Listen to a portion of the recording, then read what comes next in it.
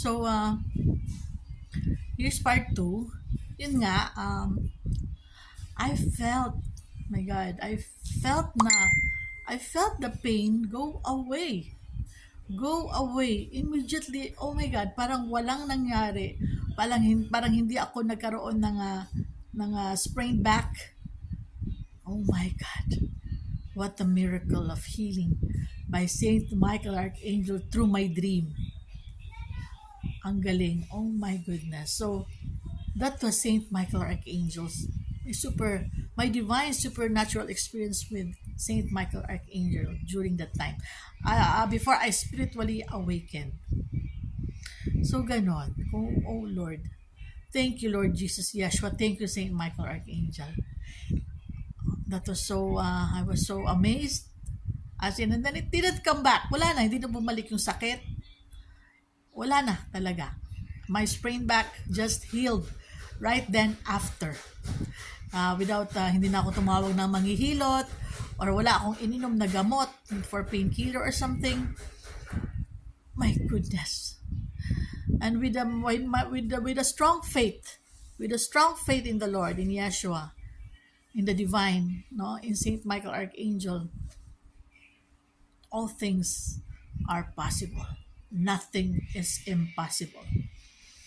Everything are possible and nothing is impossible with the Lord, Yeshua, with the divine, Saint Michael Archangel, with Yeshua, Blessed Virgin Mary, all of them, archangels and saints and divine source, our spirit guides everyone. Thank you so much.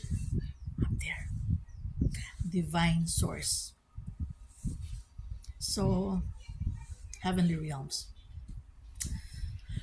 So, ganon, no? So, I just shared to you one of my divine supernatural experiences before I spiritually awakened many years ago. So, ngayon naman, I will be sharing my some of the symptoms. So, my spiritual awakening experience, it happened around 15 years ago. So, I consider it really sacred, no? Talagang, it's sacred because I've been through the dark night of the soul, death of the ego, my shadow work, and I kept on going through that cycle. During that during that journey of 15 years of my spiritual awakening when it started. So the symptoms when I have gone through it was like parang ang nahitabo bitaw muraga okay, I heard ringing bells sa ears ko in my ears, no, parang teng, meron na ganon teng, tapos nagising ako. What was that? Maybe that was okay. That was my clear audience. No, my senses. It was already, and then my guys already were, waking me up. Hoy, I heard bells na nag sa ears ko, my ears na pang ganon. So nagising ako. Ano yun? And then a voice was called me. So nagising again ako. Tulog ako during my sleep. Karen, ganon. Ang lakas, boses ng lalaki. Karen, gising na naman ako. What was that? And then my clairaudience gift started. I started to hear the minds of people or the conversations of people, both living and dead, and both alive and those in the spirit realm. My God, I was so amazed. And I tested it sa mga anak ko. And sure to it, confirmation were true. Na what I heard was true. Yes, ma'am, ganito, ganon. I tested it sa kanila. And it's true. And then, oh my God. And there were also instances, kami ng husband ko, na, like for instance, yung mga taong kakilala namin, bigla na lang ganito, maririnig ko lang. I hear it's a sixth sense of hearing. No? That's called clear audience. That's my gift also. So, bigla na lang naririnig ko si ganito ganon, hinahanap yung husband ko, nag-uusap sila, yung kakilala niya, friend niya, amigo niya, ana-ana. So, biglang, tama nga. Ibabalito sa akin ng husband ko, Han, Han, si ano, pumunta dun sa tindahan, ganito, ganito, ganito. Nag-usap kami sa hardware, yung nandun pa yung hardware namin, the Four Brothers, na owned and managed by my husband namin. Family business namin yun. So, mag-asawa at sa aming mga anak. So, tama, inaano niya sa akin. I just kept quiet. Tapos bigla niya sasabihin nga, babalita niya, si ano pumunta dun sa tindahan. And nag-usap kami, ganito, gano'n. Talaga, oh my God. So, and then, bigla ko siya sinabi ko na sa kanya, oh, I heard, pero ngayon ko lang sinabi, at so confirmed na totoo yung mga naririnig ko sa aking, sabi na natin, bionic ears. Okay, thank you, Lord Yeshua. There. Thank you, Divine. My clear audience. So that's called the clear audience, gift of clear audience.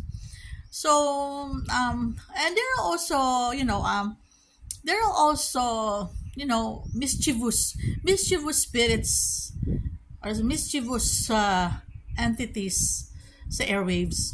Well, I can sense, I can feel if they're mischievous, if they're fake, and others naman yung mga, there are those na mga mischievous people also na tingnan nga natin, tanaw na to be kung makadungog ka, tapos iniinsulto ako talaga, iniinsulto ako, binabastos ako, but you know what, I just trusted in the Lord and Divine Yeshua and to Saint Michael. Sabi nila, kami nang bahala sa mga taong yan and those entities. Don't you worry, there's karma. So I just trusted them, the divine, in the process. And grabe yun. That was so, and I also, I met scrutiny. When I started my light working, early pa, no? During my spiritual awakening, 15 years ago. Pag-start ko ng light working ko, it was my training pa lang to, about God, Divine, Yeshua, their messages. I started online sa Facebook. I was really met with scrutiny, doubt, humiliation, everything, all those, grabe talaga, as in super grabe. And you know what, the Divine, they heard it all. They knew it all, who those are. So, I just trusted. I trusted in the Divine. So, sabi nila, don't worry, just continue on. Continue on with your training, with your soul training, with your growth, with your learning. Ganito, ganon. So, I did. And I'm also an empath. I can feel energies. I can sense energies. I can feel yung heart chakra ko here. I can feel the yung pain, or parasitic energies. It's so grabe dito, naninipsip ng energy. Parang ganun, nakaganon talaga. So, the divine, they always, and some light workers na I learned from, no, na pinapanood ko online. Yung mga nauna na nag-awaken and are already spiritual teachers. I learned from them. They said na basta ganyan, when you feel that energy sa heart chakra mo, you cut off the connection immediately with that person, kung sino man yan sila, even if it's online. So, ganon. You place boundaries, you protect yourself.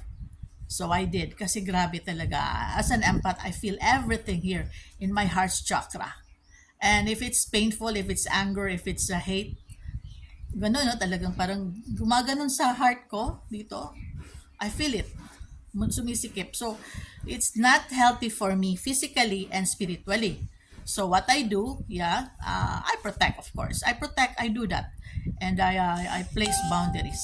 If it's not positive energy, if it's toxic, if it's negative, it's evil energy, then parasitic, I cut it off, the connection, right away. So, thank you so much, everyone. That was my divine spiritual experience with Saint Michael, Archangel, before I spiritually awakened, and my some of the symptoms of spiritual awakening. So you also feel energy here. I felt energy here, parang kuryente. Maano sa. Okay, next.